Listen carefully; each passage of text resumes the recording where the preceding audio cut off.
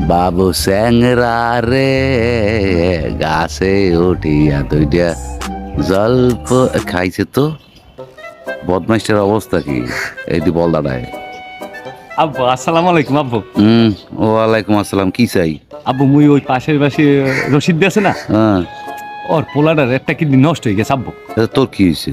হ্যাঁ ওনার মনে করেন যে টাকা পয়সা দিয়ে কিডনি একটা লাগান যায় না আব্বু।